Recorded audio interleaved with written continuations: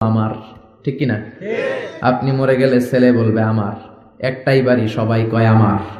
এই জন্য কবরে যেতে হবে, কবরের প্রিপারেশন নিতে হবে। বিশ্বনবী বললেন, যারা সূরাতুল মুলক তেলাওয়াত করবে কবরের আযাব থেকে বাঁচাবে কে? আবার বিশ্বনবী বললেন, শাফাআত লি সাহিবিহা, যে ব্যক্তি এই সূরা তেলাওয়াত করবে তার জন্য এই সূরাটা কিয়ামতের দিন আল্লাহর কাছে সুপারিশ করবে। সুবহানাল্লাহ নাই? আর জোরে সুবহানাল্লাহ। কোরআন সুপারিশ করবে আল্লাহর কাছে। আল্লাহ সুপারিশ ফেলে দিতে পারবে? প্রধানমন্ত্রীর কাছে যদি অর্থমন্ত্রী কোনো সুপারিশ নিয়ে যায়, প্রধানমন্ত্রী ফেলে দিতে পারবে? পররাষ্ট্রমন্ত্রী যদি কোনো সুপারিশ করে, রেকমেন্ডেশন করে, ফেলে দিতে পারবে? কোরআন যদি সুপারিশ করে, কবুল করে নিবে কে? এজন্য এই সূরা যারা তেলাওয়াত করবে, এই সূরা তার হয়ে আল্লাহর কাছে সুপারিশ করবে, রব্বুল আলামিন এই সূরার সুপারিশ কবুল করে নিবে। আবার বিশ্বনবী বলেন, খাসামাত আন সাহিবিহা, এই সূরাটা কিয়ামতের দিন এই সূরার তেলাওয়াতকারীর পক্ষ হয়ে আল্লাহর বিরুদ্ধে তর্ক করবে। আল্লাহু আকবার। আল্লাহর সাথে তর্ক, সাহস বেশি না কম? বেশি না কম? তর্ক করতেই থাকবে, হাত্তা আদখালাহুল্লাহুল জান্নাহ, যতক্ষণ না রব্বুল আলামিন ওই লোকটাকে জান্নাতি বলে সার্টিফিকেট না দেয়। পড়তে রাজি আছেন সূরাতুল মুলক? এজন্য বিশ্বনবী বলতেন, মান ক্বারা বিহা ফি লাইলা, রাতে যে সূরাটা তেলাওয়াত করবে তার আমলনামার মধ্যে সওয়াব দিয়ে পূর্ণ করবে কে? আল্লাহ। এজন্য বিশ্বনবী দরদ মাখা কণ্ঠে বলেছেন, আমি চাই আমার প্রতিটা উম্মতের হৃদয়ে এই সূরাতুল মুলকটা গাঁথা থাক। আমি চাই এই সূরাটা আমার প্রতিটা উম্মতের কলিজায় লিপিবদ্ধ থাক।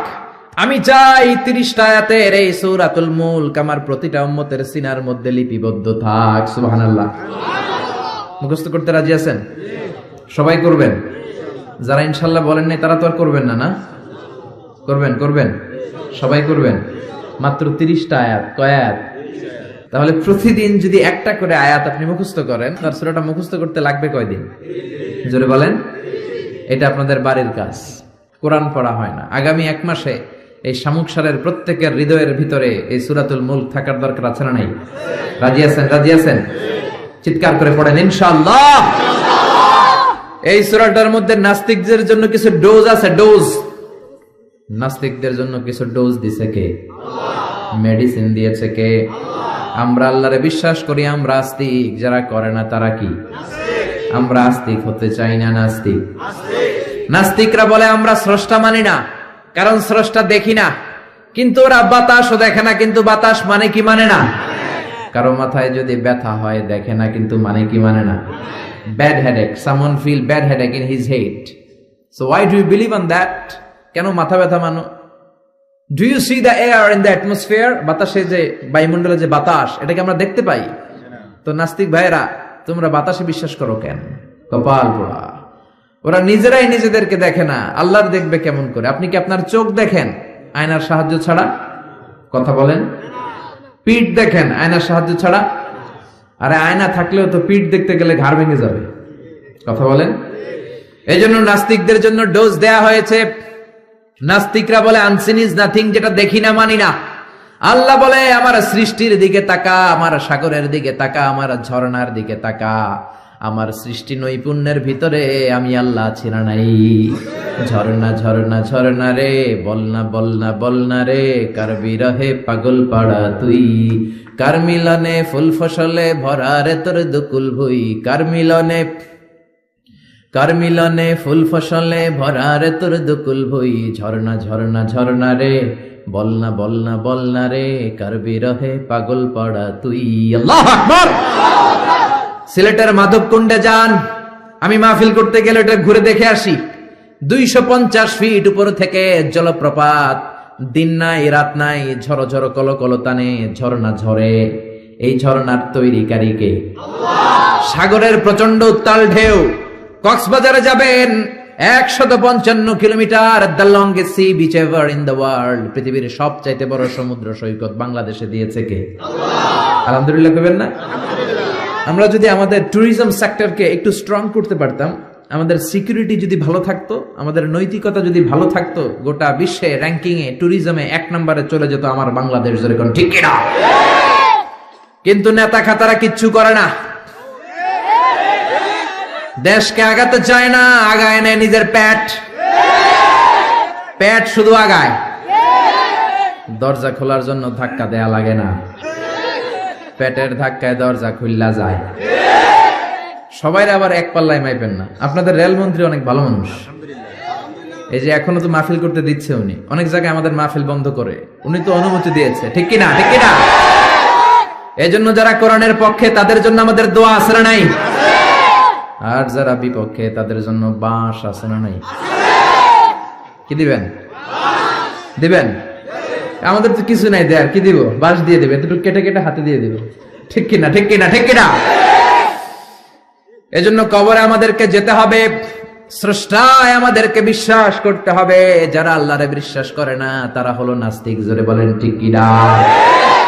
এই ট্যুরিজম যদি আমরা আগায় নিতে পারতাম, আমাদের রাজস্ব আয়ের লায়ন পার্ট, সিংহভাগ আমাদের পর্যটন শিল্প থেকেই আসতো। চিল্লা এখন ঠিক কিনা?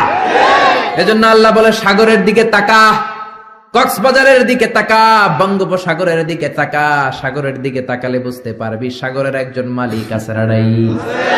কুফানগরীতে এক নাস্তিক ছিল, কয় আমি মানি না, কাউরে মানি না, কাউরে মানি না, আমি স্রষ্টা মানি না। কেন মানো না? কয় দেখি না, মানি না। কুফারের লোকেরা বললো আমাদের একজন ইমাম আছে, নাম নু'মান। কি নাম?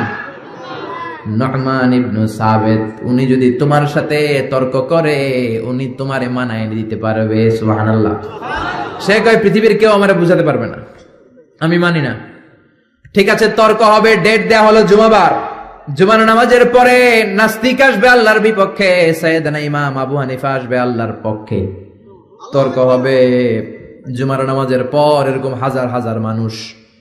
নাস্তিক এসেছে, আসে নাই ইমাম আবু হানিফা, 2 ঘন্টা লেট করে আসছে। নাস্তিক তো রেগে মেগে আগুন, কিরে এই লোকের যার সময়ের জ্ঞান নাই তার সাথে কিসের তর্ক? জামিয়া, সময়ের কোনো জ্ঞান নাই, আমি তর্কে বসবো না। সাইয়েদনা ইমাম আবু হানিফা বললেন আমার ওজোর আপত্তি আছে। আমি যখন ঘর থেকে বের হই আমার বাড়ির সামনে আছে বিশাল নদী, নদী পার হয়ে আসতে হয়। আজকে নদীর সামনে এসে দেখি কোনো নৌকা নাই, গাছ নাই, লোক নাই, মানুষ নাই, কিচ্ছু নাই, ধুধু প্রান্তর। নৌকা নদীর সামনে যেয়ে দেখি নদীর একেবারে এক পাশে বিশাল একটা বড় ধরনের গাছ। হঠাৎ দেখলাম গাছটা এমনি এমনি 2 ভাগ হয়ে গেল। হঠাৎ দেখি এমনি এমনি গাছের ভেতর থেকে কাঠ বেরোলো, তক্তা বেরোলো। হঠাৎ দেখলাম এমনি এমনি তক্তা 2টা জোড়া লেগে নৌকা হয়ে গেল। মাঝি নাই, লগি নাই, বৈঠা নাই, মাঝি ছাড়া নৌকার মধ্যে বসলাম। মাঝি ছাড়া নৌকা আমাকে নদীর এপার থেকে টান দিয়ে ওপার নিয়ে গেল। এই প্রসিডিউরটা হতে আমার 2 ঘন্টা সময় লাগছে, 2 ঘন্টা লাগছে, এই জন্য দেরি হয়েছে। নাস্তিক কয় তোদের ইমাম ডাইল খাইছে, ডাইল কি খায় আসছে জিজ্ঞেস কর, মাথা ঠিক নাই। এমনি এমনি গাছ কাটে নাকি? এমনি এমনি তক্তা জোড়া লাগে নাকি? করাত ছাড়া গাছ কাটা যায় নাকি? মিস্ত্রি ছাড়া নৌকা হয় নাকি? মাঝি ছাড়া নৌকা চলে নাকি? এমনি এমনি কিচ্ছু হয় নাকি? ইমাম আবু হানিফা বললেন এই তো আপনি লাইনে আসছেন, এমনি এমনি কিচ্ছু হয় না। তাহলে আকাশ কেমন করে এমনি এমনি হলো? বিশাল সাহারা মরুভূমি কেমন করে এমনি এমনি হলো? বিশাল তুর পাহাড় কেমন করে এমনি এমনি হলো? বায়ুমণ্ডল, নবমণ্ডল, ভূমণ্ডল, মহাবিশ্বয়ে বসুন্ধরা কেমন করে এমনি এমনি হলো? সুবহানাল্লাহ। নাস্তিক ভেজালে ঝামেলার মধ্যে পড়ে গেছে। হায় হায়, এরকম করে তো ভেবে দেখি নাই। আসলেই তো তার চিন্তার জগতে আন্দোলন শুরু হয়েছে। তার ঘুমন্ত বিবেককে তিনি জাগিয়ে দিয়েছেন। ইমাম আবু হানিফার কথা শুনে নাস্তিকের মধ্যে কোনো কথা নাই, মনে মনে কয় আসলেই তো আমি একটা উল্লুকা পাঠা। সাইয়েদনা ইমাম আবু হানিফাকে বললেন আমাকে মাফ করে দেন, কোনদিন এমন করে ভাবি নাই। আসলেই তো এমনি এমনি আকাশ হয় না, এমনি এমনি বাতাস হয় না, এগুলোর একজন স্রষ্টা থাকার দরকার আছে না নাই? নাস্তিক বলে ও নু'মান ইবনে সাবিত, আর দেরি করার দরকার নাই, আমাকে আপনি পড়িয়ে দেন লা ইলাহা ইল্লাল্লাহু মুহাম্মাদুর রাসূলুল্লাহ সাল্লাল্লাহু।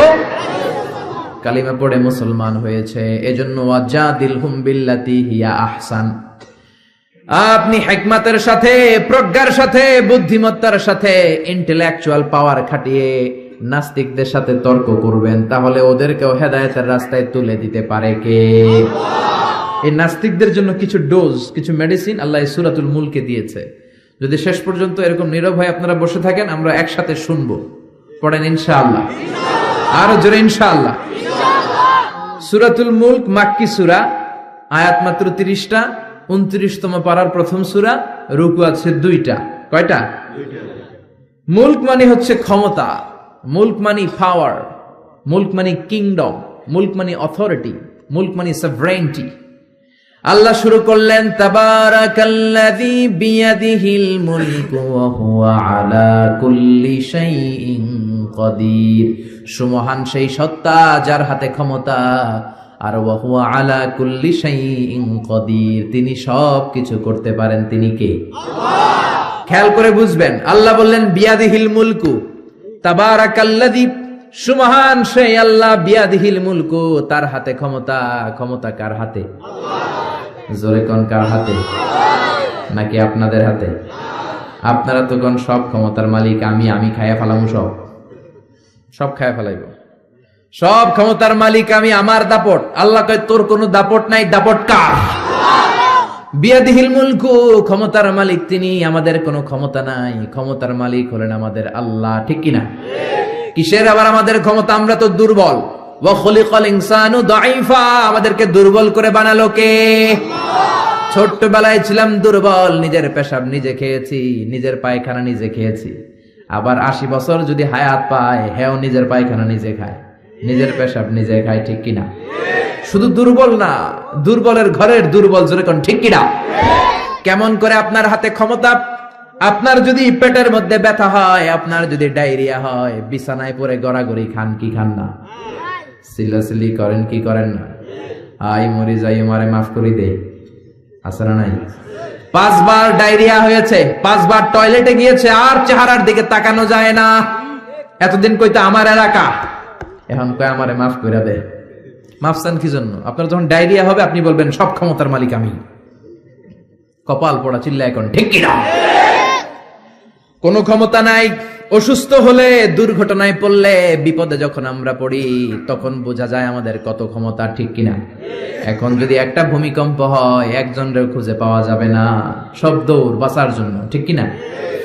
নেপালে আমাদের কিছু সেলিব্রিটিরা, নায়ক নায়িকারা শুটিং এর জন্য গিয়েছেন নেপালে। গত বছর নেপালের কাঠমান্ডুতে বিশাল একটা ভূমিকম্প হয়েছে না? এরা যে হোটেলে উঠছে, পরের দিন পাহাড়ের উপরে শুটিং। পাহাড়ে 10টার দিকে যখন উঠলো, উইঠা শুটিং শুরু করছে। দুনিয়াকে মজা লেলো, দুনিয়া তোমারই হ্যাঁ। আল্লাহকে মজা জনমের মতো লয়ে আলো, আমি খেলা দেখাইতেছি। আল্লাহ পুরো কাঠমান্ডুটাকে, শহরটাকে নাড়ায় দিলেন। পাহাড়ি শহর তো।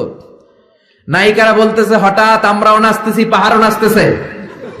এরপরে আমরা নাচ থামাইলাম, দেখি পাহাড় থামায় না, পাহাড় নাচতেছে। এবার আমরা শুয়ে পড়লাম, জমিনের মধ্যে বসে পড়লাম, পাহাড় দুলতে শুরু করেছে। বুঝতে পারলাম ভূমিকম্প। মাত্র 2 কিলোমিটার দূরে আমাদের রেখে আসা হোটেল, হোটেলে আমাদের জিনিসপত্র, লাগেজ, কাপড় চোপড়। হোটেলের দিকে তাকায় দেখি 1 সেকেন্ডের ব্যবধানে পুরো হোটেলটা মাটির সাথে মিশে মেসাকার। এক ভূমিকম্পের ধাক্কায় পুরো হোটেলটা মেসাকার। চিল্লায় পড়েন আল্লাহু আকবার। নেপালে যারা ভ্রমণ করেছেন দেখবেন বড় বড় মূর্তি পদ্মাসনে বসে থাকে। ইরানের উপরে, ইরানের উপরে করে এইভাবে বসে থাকে। বিশাল বড় বড় মূর্তিগুলোর সামনে দুধ আছে, কলা আছে, আম আছে, মিষ্টি আছে না নাই? কিন্তু কিচ্ছু খাইতে পারে না, জোরে কোন, ঠিক কিনা? যারা সকাল বেলায় মিষ্টি দেয়, রাতের বেলায় চুরি করে ওরাই খায়, ঠিক কিনা? যতগুলো মূর্তি ছিল সব শেষ। এই মূর্তির সামনে যে ওরা বলতো ওম শান্তি ওম, কিন্তু মূর্তিগুলাই শেষ। দাউফা তালিব ওয়াল মাতলুব, যাদের কাছে তোমরা চাও তারাও দুর্বল, যারা চায় তারাও দুর্বল। সবল একজন, তিনি কে? আল্লাহ। পুরো কাঠমান্ডু শহরটারে আল্লাহ নাস্তানাবুদ করে দিলেন। এক লোক রাস্তায় বসে কাঁদে, চিৎকার করে, সাথে 2টা বাচ্চা। সবাই তারা জিজ্ঞেস করে কাঁদেন কেন? প্রশ্ন করলেই খালি চোখের পানি ছাড়ে। সাংবাদিকরা, টেলিভিশনের লোকেরা এসে বলে আপনার কি হয়েছে, কাঁদেন কেন, কি নাম? কয় আমার নাম অমুক, আমি এই এলাকার সবচেয়ে প্রতাপশালী লোক ছিলাম। গতকালও আমার 2টা 5তলা বাড়ি ছিল, 2টা গাড়ি ছিল, 3টা শপিং মল ছিল, টাকার কোনো অভাব নাই। ভূমিকম্পের ধাক্কায় সব মাটির ভেতরে নিয়ে গেছে কে? আল্লাহ। গতকাল আমি প্রতাপশালী, আজকে আমি ফকিরের ঘরের ফকির, ঠিক কিনা? কিচ্ছু নাই। ছেলেগুলারে খাওয়াবো কি? ত্রাণের খাবার নেয়ার জন্য লাইন ধরেছি। প্রতাপশালী মানুষ, ধাক্কাধাক্কি করতে পারি? খাবারও জোটে না। গত 3 দিন আমার পেটের ভেতরে কোনো দানা পানি পড়ে নাই। কি খাওয়াবো ছেলেগুলারে? এরকম ভূমিকম্প দিয়ে বাংলাদেশটারও আল্লাহ শেষ করে দিতে পারে কি পারে না? এজন্য ক্ষমতার মালিক একজন, তিনি কে? আর কোনদিন বলবেন আমরা ক্ষমতার মালিক? পিছন থেকে কেউ যদি বলে হুজুর সাপ, প্যান্ডেলের ভেতরে কি সাপ, ভয় লাগে? আমি দুষ্টামি করে বলছি, তাতে অনেকে ভয় পেয়ে গেছে। আসলে যদি একটা সাপ ফস করে আসে, একটাও থাকবে না, মিছিল দিয়ে কয় কোরআন বাস্তবায়ন করে ফেলানো। সাপ ফস করলে কয় আমি নাই, আসরা নাই। আরে রিক্সার টায়ার পাংচার হলে লোকজন লাভ দিয়ে ওঠে, আমি কত লাভ দিছি। এই যে আমরা যে ঘুরি, রাতে অনেক সময় দুর্ঘটনা ঘটে, দেখি যে লরি ট্রাক গুলো পড়ে আছে, আবার ট্রাকের টায়ার পাংচার হয়ে যায়, আমি কত লাভ দিয়ে উঠছি। ড্রাইভারে জিজ্ঞেস করি আওয়াজ কিসের? কয় হুজুর টায়ার পাংচার হয়েছে। এক টায়ার পাংচারে আজারি লাভ দিয়ে ওঠে। সবার একই দশা, দুর্বল, কোনো ক্ষমতা নাই। ক্ষমতার মালিককে। আপনি যত ক্ষমতার অধিকারী হন, বিপদে পড়লে জিকির করতে হয় একজনের, তিনি কে? এজন্য আল্লাহ বললেন তাবারাকাল্লাযী বিয়াদিহিল মুলকু ওয়া হুয়া আলা কুল্লি শাইইন কাদির। সুমহান সেই সত্তা যার হাতে ক্ষমতা। ক্ষমতা কার হাতে? আমাদের ক্ষমতা নকল ক্ষমতা, আসল ক্ষমতার মালিক কে? আমরা প্রধানমন্ত্রী হলে, প্রেসিডেন্ট হলে কোন দেশে ক্ষমতায় বসি 5 বছরের মেয়াদে, কোন দেশে বসে 10 বছরের মেয়াদে। আল্লাহ ক্ষমতায় বসছে কয় বছরের মেয়াদে? 20 বছর, 50, 100, আজীবন মেয়াদ। সুবহানাল্লাহ কইবেন না? আল্লাহ বলেন হুয়াল আউয়ালু ওয়াল আখিরু ওয়াল যাহিরু ওয়াল বাতিন ওয়া হুয়া বিকুল্লি শাইইন আলিম। আমি প্রকাশ্য, আমি গোপন, আমি প্রথম, আমি শেষ। অনাদিকাল থেকে আমি আল্লাহ ক্ষমতার চেয়ারে বসা, অনন্তকাল পর্যন্ত থাকবো। তিনি কে? আমাদের মতো উনার 5 বছরের মেয়াদ না, যে 5 বছর শেষ, আবার জরুরি অবস্থা, সেনা মোতায়েন, নির্বাচন, আবার আমার ভাই তোমার ভাই। আল্লাহর কি সিস্টেম? জোরে বলেন, জোরে বলেন। আমার আল্লাহর আজীবনের মেয়াদ, চিল্লা এখন ঠিক কিনা? আবার পৃথিবীর অনেক দেশের ডেমোক্রেটিক সিস্টেমে ক্ষমতায় আসতে হয়, মানে ভোটে জিতে আসা লাগে। আল্লাহ তো ভোটে জিতে আসছে নাকি? আল্লাহ ভোটে আসছে। আবার অনেক দেশের ডিক্টেটরশিপ, স্বৈরাচারী পদ্ধতিতে ক্ষমতায় বসে। আল্লাহ কি স্বৈরাচারী পদ্ধতিতে আসছে? আবার কোন দেশে মোনার্কি, রাজতন্ত্র, রাজার পোলা রাজা। আল্লাহর বাবা ছিল রাজা, এজন্য আল্লাহ রাজা। এজন্য আল্লাহ বলে খবরদার, কুল হুয়াল্লাহু আহাদ আল্লাহুস সামাদ লাম ইয়ালিদ ওয়া লাম ইউলাদ ওয়া লাম ইয়াকুল লাহু কুফুয়ান আহাদ। আমি জন্ম দেই নাই, কারো কাছ থেকে জন্ম নেই নাই, চিরকাল আমি ক্ষমতার চেয়ারে বসা, ঠিক কি না? এজন্য আল্লাহ বললেন তাবারাকাল্লাযী বিয়াদিহিল মুলকু ওয়া হুয়া আলা কুল্লি শাইইন কাদির। সুমহান সেই সত্তা যার হাতে ক্ষমতা। ক্ষমতা কার হাতে? আবার বাংলাদেশের রাজনৈতিক প্রেক্ষাপটে জোট যার বড়, ক্ষমতা তার বড়। জোরে কোন ঠিক কিনা? এদেশে জোটের রাজনীতি আছে না নাই? প্রথমে শুরু হইলো 4 দলীয় জোট, বুঝতেছেন? এরপরে কত? 14 দলীয়, তারপরে 20 দল, এবার মহাজোট, সামনে হবে মহাজোট, ঠিক কিনা? আল্লাহ তো জোটে ক্ষমতায় আসছে। আল্লাহ এরকম জোট করে আসছে, কোয়ালিশন করে আসছে। আল্লাহ বলেন ওয়ালাম ইয়াকুল্লাহু শারীকুম ফিল মুলকি ওয়া কাব্বিরহু তাকবীরা। আমি আল্লাহর জোট নাই, আমি আল্লাহর শরীক নাই, আমি আল্লাহর ক্ষমতায় কোনো অংশীদার নাই, আমি একাই সব ক্ষমতার মালিক। সুবহানাল্লাহ। এজন্য কখনো বলবেন না ক্ষমতার মালিক আমরা, বলবেন ক্ষমতার মালিক কে? আবার পৃথিবীতে দেখবেন অনেক দেশে আন্দোলন করে ক্ষমতার চেয়ার থেকে নামানো যায় কি যায় না। আমি মিশরে ছিলাম 5 বছর, হোসনি মুবারক প্রেসিডেন্ট, ওরা আন্দোলন করে ওনাকে ক্ষমতার গদি থেকে নামায় ফেলছে। তো আমরাও তো একটা চমৎকার আন্দোলন করলে আল্লাহর নামায় ফেলতে পারবো না? জিনেরা যদি বলে আমরা মানুষের সাথে আছি, আল্লাহরে মানি না, পারবো? ফেরেশতারা যদি বিদ্রোহ